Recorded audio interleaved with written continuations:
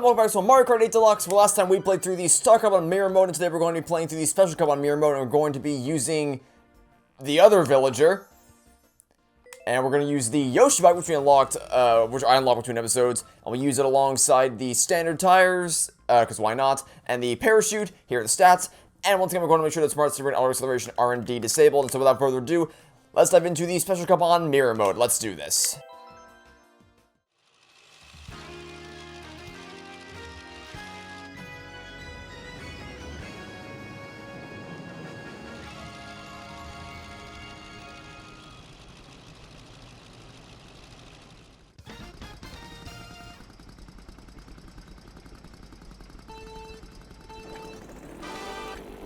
So, continuing on with my Pixar thought list, the next movie up on the list is Brave, and I really don't...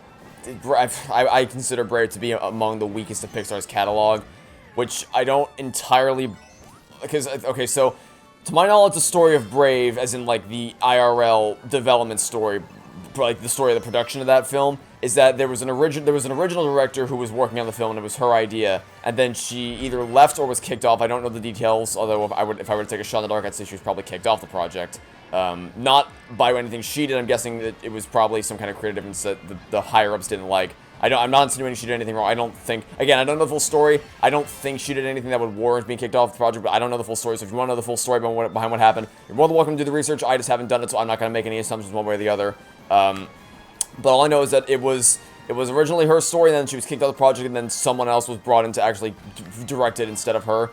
Which isn't usually a good idea when you're making a movie, to have someone concoct an idea and then take that person off the project and make someone else, or have someone else reshape it into something else.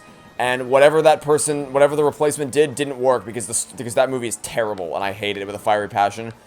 It just, I need to give it a rewatch to properly don't know the details of what the hell's going on, but I found it to be very lacking in terms of really because the action scenes were really lame, and the final villain is defeated in the most anticlimactic way possible. There's very little character work, and what is there falls very flat. And there's a lot of out-of-place, gross-out humor, because, like, a lot of animated films from other studios will fall into the territory of, ooh, burp jokes and fart jokes. Kids find that kind of stuff funny, don't they? Whereas Pixar typically doesn't do that. On rare occasions, you might find a smidge of it in their movies, but by and large, you will never find that kind of stuff in Pixar films. So it was very out of place to see so much of that kind of stuff in Brave. It was very, very jarring. Again, though, I'd have to give it, because I think I've only seen that film once, maybe twice, and that was like 10 years ago. Maybe less than that, but around 10 years ago. So I have to give it a full rewatch to get a proper grasp on it. Monster University, on the other hand, I think the Monster University is highly underrated. Obviously, it's not as good as Monsters, Inc. It could never have been. It could never in a million years have lived up to the absolute perfection that is the original Monsters, Inc. But I'd say it still tells a pretty solid, entertaining story. I mean, there is the glaring contradiction of in Monsters, Inc. he says that he was jealous of his good looks since the 4th grade, and now they met in college. So there's that annoying thing to get over. But in terms of the actual story, the story's airtight. The characters of Uzma Kappa are really endearing. The relationship between Mike and Sully and how they met and they bonded is great. The introduction to the university is great. And the final climax of that movie, where Mike and Sully put their heads together to pull off the biggest scare in history, that is a phenomenal climax and a really, really nice way to tie it into Monsters, Inc. with the actual proper ending in the movie. So, big fan of Monsters University. Not great, but still a solid ride from start to finish, and I don't think it gets enough appreciation. And then I'll get my thoughts on the rest of Pixar's catalog in the next race and beyond.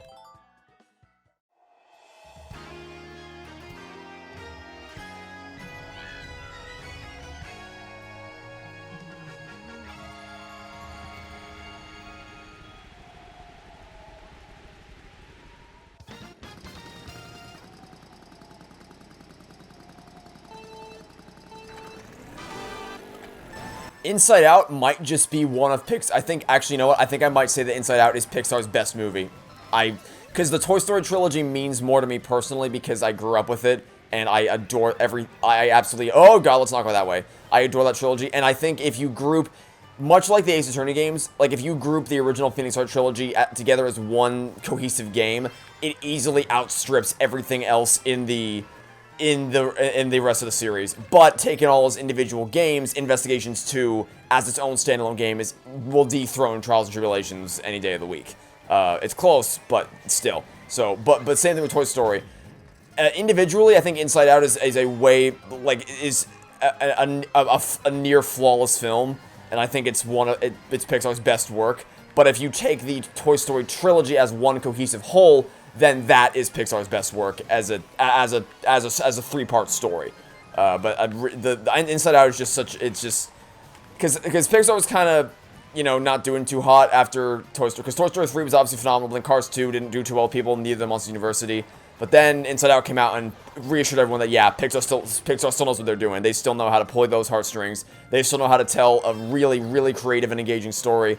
And like I said, they know how to rip your heart out at the last second. Just twice, actually. Once with Bing Bong and then once with the final scene with the family. It's really, really, really engaging from start to finish. I love Inside Out. Which is interesting because whereas Inside Out may be Pixar's best movie, the other movie that was released in 2015, were it not for the existence of a certain other film, would be Pixar's worst movie, and that's The Good Dinosaur. I don't know what the hell went. Well, no, I do know what was wrong. From what I know, that movie was in production hell for a while, with directors and writers and teams constantly changing hands, resulting in just an absolute mishmash of a jumbled, broken excuse of a story. So I kind of get why it was resulted in the way that it did, but I just don't understand, like, how this ever got off the ground in the first place. Was like, what, it's just, they waste the concept of a world where humans and dinosaurs interact with one another because they just turned the only human character in the movie. It's basically, you know what it is? It's basically just Ice Age, except instead of it taking place in the Ice Age, it takes place in where dinosaurs are alive. That's the substitute, because it's a story of an anthropomorphic ancient animal trying to reunite a baby, or at least very young human, with its family, and protect it from very dangerous creatures along the way. It's basically that, except far worse in every way, without the character, without the heart, and without the entertainment. And also, it does a Lion King at the beginning of the movie where it kills off his dad for no reason at all. I don't know. Then there's a random scene in the middle where they go on a drug trip. I don't get it. Good Dinosaur sucks.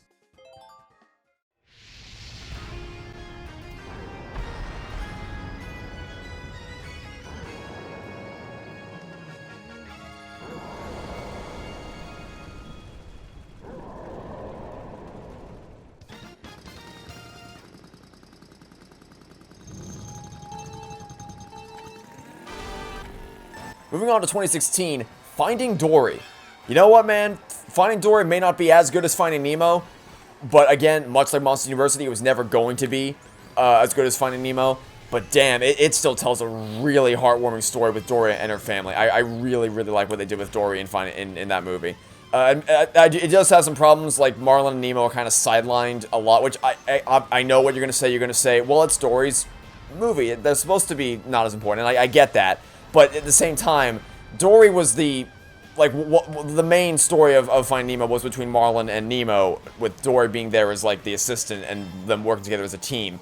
But she still wasn't silent. She still had a major role to play in the movie, and without her, they never would have rescued Nemo if it weren't for Dory, right? Like, it was her and Marlin putting their skills together, learning from each other along the way, and working together to rescue Nemo. Whereas Finding Dory, it's basically just Dory's story, and basically no one else matters. Like, Marlin and Nemo have this side quest where they try to get back to Dory with Becky in the cup, and it's like, okay, yeah, fun and comic relief and all that, but they're kind of here for that reason alone, and they're not actually here to service the story in any meaningful way. Outside of the one scene where they play a major role that I really, really like is the scene where they're all in the pipeways, and Marlin's talking to Dory about how they couldn't have rescued Nemo without her, and it's a kind of a pep talk kind of thing. I really, really like that scene. But outside of that, outside of that, and the fact that the final battle, the third act, where they do the stupid truck thing, makes no goddamn sense at all. Fish driving a truck, that is so far beyond ridiculous, it's not even funny. But the main crux of the story, the emotional story between Dory and her parents, really hits the mark, and they knocked it out of the park with Finding Dory. Even if it's not as strong as its predecessor, it's still a damn good movie.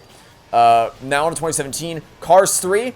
I don't think it's controversial to say Cars 3 is easily the best of the three Cars movies. Even as someone who enjoys the first Cars movie, Cars 3 is without a shadow of a doubt the best. It ties together in a trilogy that didn't really have a cohesive, you know, three-part story, unlike other trilogies, they still found a way to pick up things from the first movie to kind of, and bring it together and tie it together into having a setup and payoff thing where, you know, the story of Rust-eze and the two guys that run Rust-eze and their relationship with Lightning McQueen, Doc's relationship with Lightning McQueen and how that all ties together, and just all the different ways that there's setups and payoffs, and giving Lightning McQueen a proper send-off in a really, really fitting final movie where the end of his story, it's really, really fitting. I really like Cars 3 a lot. The actual mechanics of how they go about doing the switch in the final race is a little wonky, but outside of that, Cars 3 is such a perfect finale to the Cars trilogy, and you damn well better not make a Cars 4.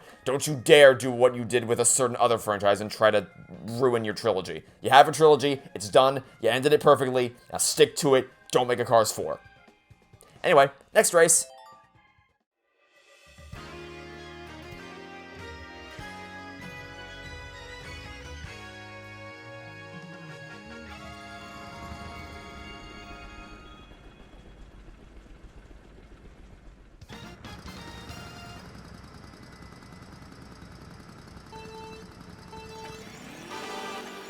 Probably gonna have to go speed round through these final few. Coco is, if Inside Out is their best movie, Coco is probably their second best movie. Coco is an absolute masterpiece of cinema, and I would recommend every single person on this planet to watch it. Perfect plot, perfect character work, just and a masterful musical score, both instrumentals and lyrical. It is a fantastic movie, and it proves that Lee Unkrich directed both Toy Story 3 and Coco. Toy Story 3 wasn't a fluke. It wasn't just because he was working with pre-established characters. He knows what he's doing.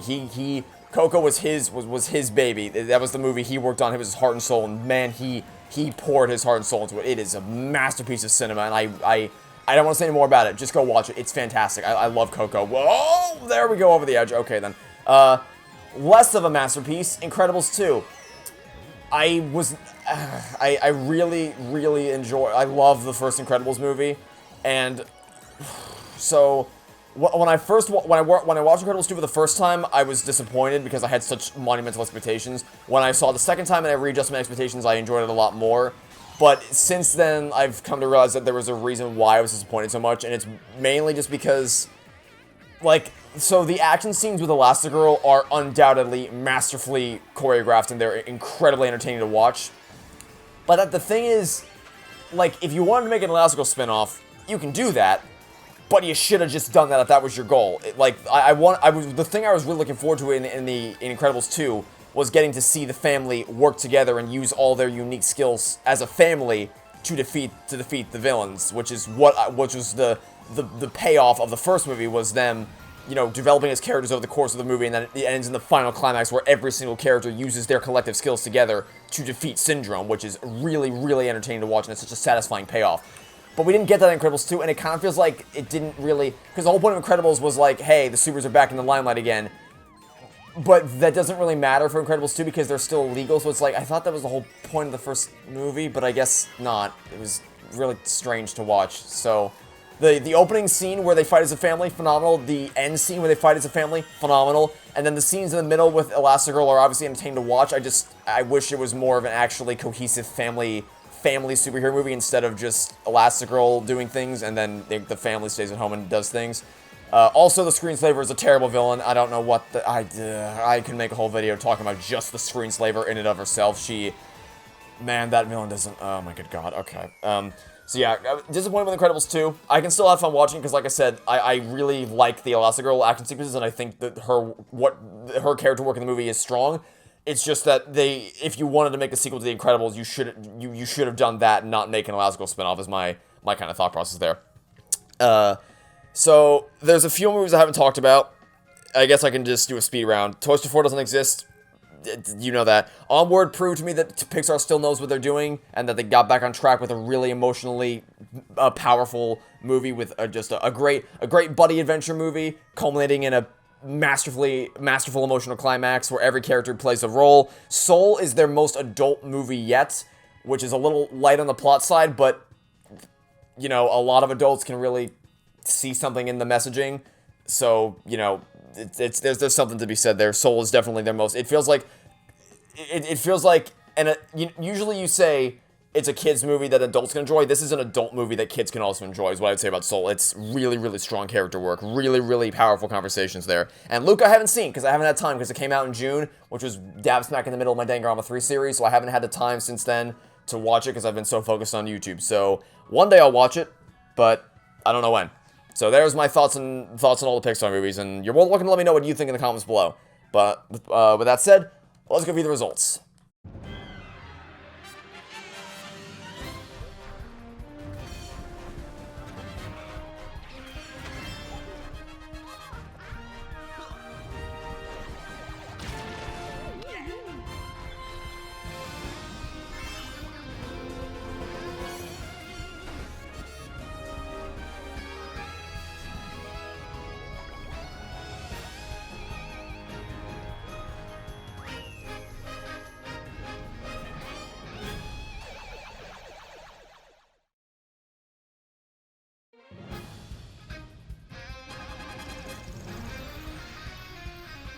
Alright, guess no unlock, but that's fine. Well, I'm sure we'll watch them in the next episode. Okay. And we're not watching the credits. We've already seen these before. Anyway, so that'll be it for now. Thanks for watching. Stay tuned for next time to catch you all tomorrow for some more Mario Kart 8 Deluxe. Goodbye.